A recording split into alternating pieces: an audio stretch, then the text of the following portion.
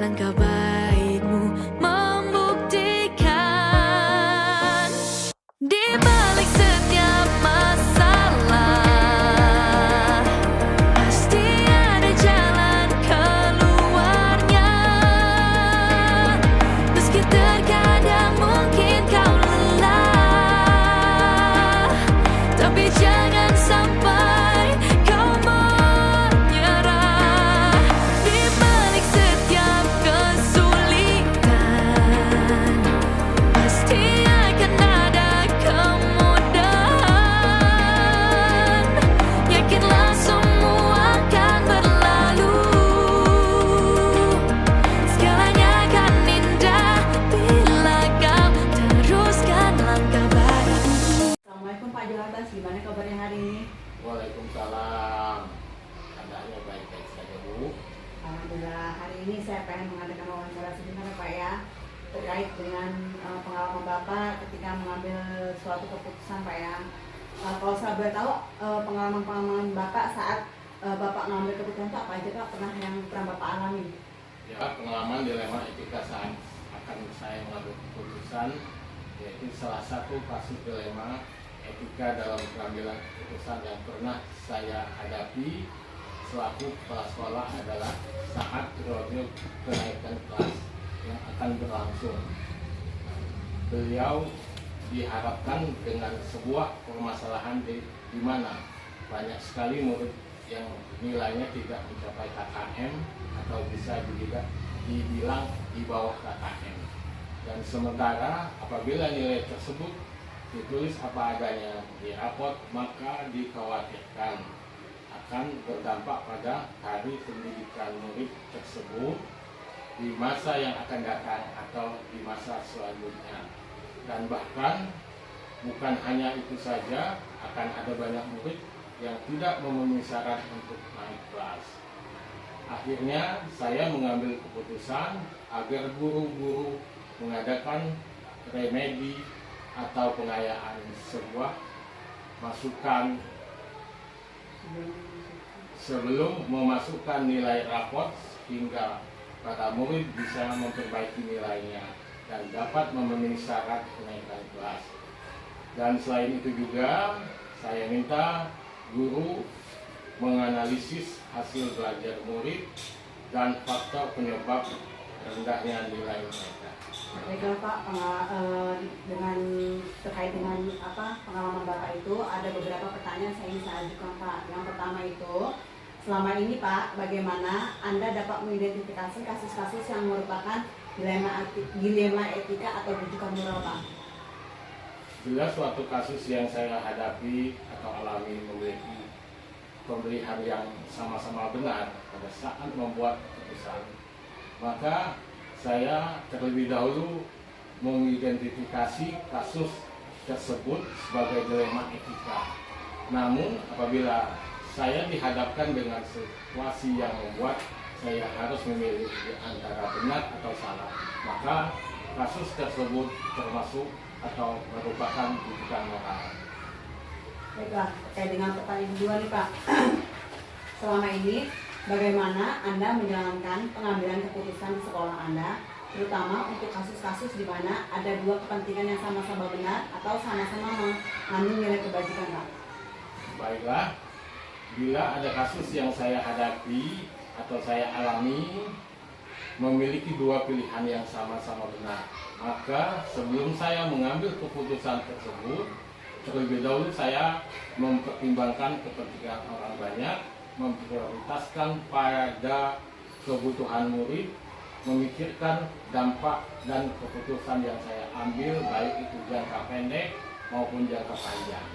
Serta saya juga memikirkan hasil akhir yang akan didapat atau dihasilkan dari sebuah keputusan yang diambil tersebut. Selain itu juga saya pun mengajak Dewan Guru untuk bermusyawarah untuk dapat memberikan masukan-masukan atau pendapat. Baiklah, kemudian pertanyaan ketiga nih Pak, langkah-langkah atau prosedur seperti apa yang bisa Anda lakukan selama ini Pak? Ya, langkah-langkah yang saya ambil itu, satu, saya terlebih dahulu menelaah kasus yang terjadi secara rinci, misalnya kejadian siapa saja pihak yang terlibat atau atasannya serta atasannya. Nah, selanjutnya saya juga mengidentifikasi apakah ada aspek pelanggaran hukum atau pelanggaran aturan dalam situasi tersebut. Jadi ketiga, kemudian saya juga akan membuat keputusan berdasarkan nilai-nilai kemanusiaan, kepedulian, dan keadilan. Dan bila memungkinkan, saya juga akan mempertimbangkan solusinya yang tidak merugikan kedua belah pihak. Jika dalam situasi tersebut ada dua pihak yang sama-sama benar, maka selanjutnya saya untuk berikutnya, kemudian yang keempat yaitu yang terakhir, saya akan merefleksi kembali keputusan pada posisi saya yang menerima keputusan. Baiklah, untuk pertanyaan nomor 4, Pak, hal apa saja yang selama ini Anda anggap efektif dalam mengambil keputusan pada kasus-kasus dilema etika, Pak? Pada kasus dilema etika, menurut saya ada beberapa hal yang efektif yang membuat keputusan, yaitu melakukan pengujian benar atau salah dan pengujian benar lawan benar. Setelah saya melakukan pengujian tersebut, maka dapat lebih mudah menetapkan prinsip dan membuat keputusan. Baiklah, untuk pertanyaan kelima, Pak, hal apa saja selama ini merupakan tantangan dalam pengambilan keputusan pada kasus-kasus dilema etika, Pak? Ya, menurut saya selama ini menjalani tantangan dalam cara saya mengambil keputusan pada kasus dilema etika adalah bagaimana memberikan pengertian kepada pihak yang merasa tidak puas terhadap keputusan yang saya buat, karena ada sebagian orang cenderung memberikan kritik pedas, menghujat atau berpikir bahwa saya tidak tegas saat mengambil keputusan berdasarkan rasa kepedulian dan kasih sayang, padahal saya telah mempertimbangkan kebaikan bersama dan masa depan murid. Akan tetapi hal ini sudah wajar terjadi dan dapat saya atasi. Baiklah, untuk pertanyaan nomor 6, Pak, apakah Anda memiliki sebuah tata kelola atau jadwal tertentu dalam sebuah penyelesaian kasus dilema etika? Apakah Anda langsung menyelesaikan di tempat atau memiliki sebuah jadwal untuk menyelesaikannya, baik itu dalam bentuk prosedur seperti apa yang Anda jalankan, Pak? Biasanya jika situasi yang saya alami atau yang saya hadapi adalah dilema etika, saya tidak akan langsung mengambil keputusan di tempat. Saya akan terlebih dahulu menelaah atau mempelajari kasus tersebut secara rinci dengan mengumpulkan fakta-fakta siapa saja pihak yang terlibat dan informasi lainnya yang saya butuhkan untuk mengambil keputusan. Selain itu, juga saya akan melakukan musyawarah bersama dengan Dewan Guru untuk mendapatkan masukan.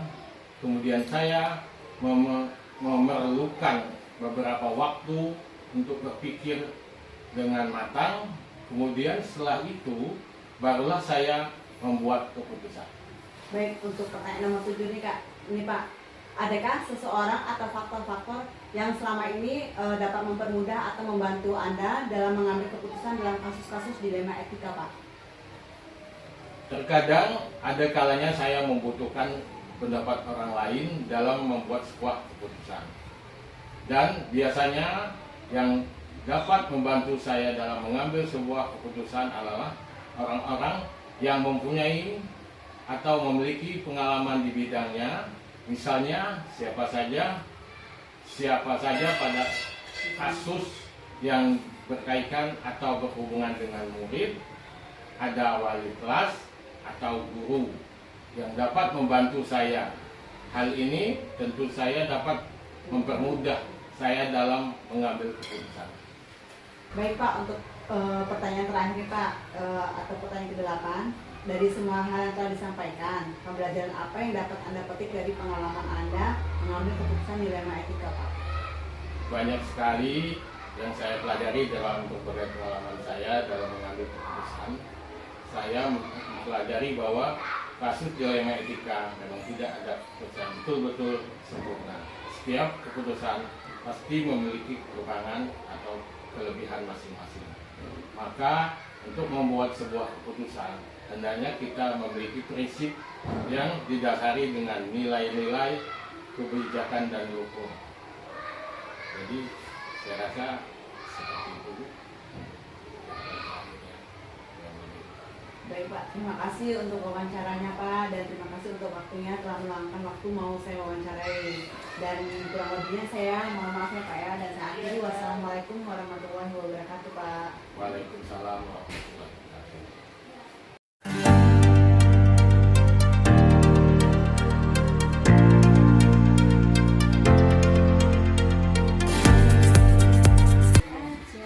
Assalamualaikum Bu Istiqomah, gimana kabarnya?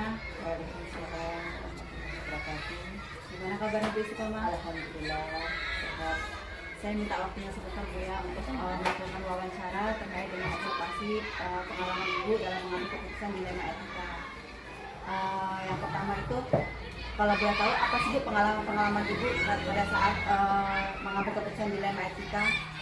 Pengalaman saya itu setiap kasusnya itu biasanya salah satu kasus yang pernah saya alami itu menghadapi kasus-kasus mengambil keputusan di dalam atasan adalah guru itu setiap alasannya alasan banyak yang alasannya kalau anak sekolah ngurusin suami, ngurusin anak-anak kecilnya, kemudian banyak di rumah yang alasannya kalau ada orang atau gimana. Dari pengalaman itu ada beberapa nih Bu pertanyaan yang saya ajukan. Yang pertama ini, selama ini nih bagaimana Ibu dapat mengidentifikasi kasus-kasus yang merupakan dilema etika atau bukan moral Bu?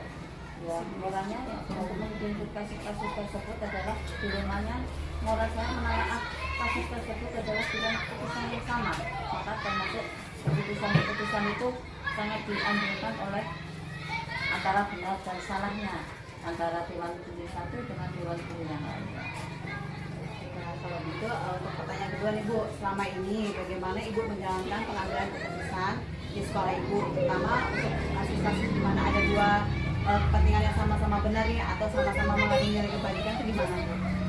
Kalau kita ada dua kasus kayak gitu, kita harus mementingkan kepentingan umum terlebih dahulu kasusnya, ya. Jangan sampai kita mementingkan kepentingan pribadi. Seperti misalnya kita memutuskan antara pihak satu dengan pihak yang lain. Jadi harus kepentingan umum terlebih dahulu. Atau kalau misalnya di dalam sekolah mementingkan kepentingan sekolah terlebih dahulu. Jangan sampai keputusan itu mementingkan pribadi, itu salah. Kepentingan kepentingan umum dulu ya.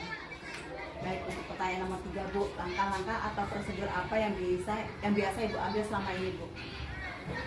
Langkah-langkah yang harus kita ambil adalah situasi yang dampaknya lebih bagus. Jangan sampai dampak itu negatif, baik itu terhadap kita atau terhadap kita sendiri atau terhadap di dalam sekolah. Untuk pertanyaan keempat Bu, hal apa saja yang selama ini Ibu anggap efektif dalam pengambilan keputusan pada kasus-kasus dilema etika Bu? Kalau kita mengambil efektifnya, itu adalah fakta. Kita lihat dari fakta Dewan Guru tersebut. Faktanya di dalam kesehariannya gimana, kemudian salah satu adalah menguji kebenarannya. Karena kita tidak pasti yang namanya orang itu kadang depan kita bagus, makanya jadi kita lihat faktanya gimana. Jadi Atau prosedur apa yang biasa selama ini Ibu lakukan Bu? langkah yang harus kita ajukan atau kita ambil di dalam mengambil keputusan itu terhadap bawahan kita atau Dewan Guru adalah kita memanggil guru tersebut, dipanggil, kemudian dikasih arahan terlebih dahulu awalnya, yang awal ya, Kemudian tidak harus langsung memutuskan atau langsung menegur, tetapi harus dipanggil terlebih dahulu, baru kemudian dikasih waktu berapa kali baru kita kasih keputusan. Oke, untuk pertanyaan keempat nih Bu, hal apa saja yang selama ini Ibu anggap efektif dalam pengambilan keputusan pada kasus-kasus dilema etika? Kalau di dalam dilema etika mengambil keputusan untuk dewan guru atau anak-anak, kita harus mengumpulkan data terlebih dahulu. Data itu lengkap atau fakta atau tidak, sesuai dengan karakter di dalam sekolah atau tidak. Nah, kalau tidak, kita harus memberi nasihat atau masukan-masukan kepada dewan guru tersebut. Baiklah, untuk pertanyaan kelima nih, hal-hal apa saja yang selama ini merupakan tantangan dalam pengambilan keputusan pada kasus-kasus dilema etika Bu? Tantangannya adalah ketika kita mengambil keputusan tersebut, para dewan guru ada yang lebih dominan terhadap kepribadiannya atau mementingkan kepribadian sendiri atau kepentingan sendiri, bukan kepentingan di dalam sekolah. Etikanya. Kalau berarti itu pengalaman atau tantangan Ibu ya dalam Ya. mengambil ini apa keputusan pada kasus dilema etika. Ya. Untuk nomor 6 nih, pertanyaan nomor 6, apakah Ibu memiliki sebuah kata-kala atau jadwal tertentu dalam sebuah penyelesaian kasus dilema etika? Apakah Ibu langsung menyelesaikan di tempat atau memiliki suatu jadwal untuk menyelesaikannya, bentuk atau prosedur seperti apa yang dijalankan selama ini? Selama ini yang pertama tadi kita panggil dulu, kemudian kita beri arahan, kita kasih waktu, baru kemudian kita panggil lagi. Kalau lebih dari 3 kali berarti itu harus kita ambil keputusan karena harus sesuai dengan apa yang dilakukan tersebut. Untuk terkait pertanyaan ketujuh nih, adakah seseorang atau faktor-faktor yang selama ini mempermudah Ibu atau membantu Ibu dalam pengambilan keputusan dalam kasus-kasus dilema etika Bu? Yang mempermudah itu adalah dewan guru kan sama-sama kita dewasa atau sama-sama berpengalaman. Beliau itu sama-sama membantu di dalam pendidikan kita, di dalam lingkup sekolah. Jadi kita sama-sama bekerja untuk memajukan sekolah. Akhirnya kita bisa saling mengerti apakah itu kewajiban kita di dalam mengerjakan atau kewajiban kita di dalam sekolah. Berarti selama ini membantu Ibu dalam mengambil sebuah keputusan atau memperpanjang itu dewan guru Bu ya? Nah, untuk pertanyaan terakhir Ibu, dari semua hal yang telah saya sampaikan, pembelajaran apa yang dapat Ibu petik dari pengalaman Ibu mengambil keputusan dalam kasus dilema etika? Di dalam sarannya atau pengalaman yang pembelajaran apa yang Ibu ambil dalam pengambilan keputusan dilema etika itu? pengambilan keputusan tersebut adalah kita secara berpikir positif terhadap dewan guru tersebut. Jadi kita bisa tahu karakter antara dewan guru yang satu dengan yang lain. Jadi yang namanya karakter itu kan berbeda-beda. Jadi kita akan lebih tahu karakter dewan guru yang satu dengan karakter dewan guru yang lain. Jadi berbeda-beda karakter. Itu kan akhlak atau kedisiplinan, bisa juga tentang apa tadi, dilema etika di dalam pendidikan. Baiklah Bu, terima kasih untuk waktu Ibu yang sudah memberikan atau meluangkan waktunya untuk saya bersedia saya wawancarai. Dan saya ucapkan terima kasih Bu ya. Sepertinya saya harus benar belajar dari Ibu. Saya sama-sama belajar dan lebih baik. Terima kasih Ibu untuk waktunya dan saya akhiri Ibu. Wassalamualaikum warahmatullahi wabarakatuh. Waalaikumsalam warahmatullahi wabarakatuh. Selalu ada perjuangan, jangan pernah kau menyerah, dan teruslah kau berjuang. Percayalah pada dirimu sendiri, dalam kelemahanmu ada kekuatan. Saat kau dalam tekanan dan badai hidup menghadang, percayalah kau pasti bisa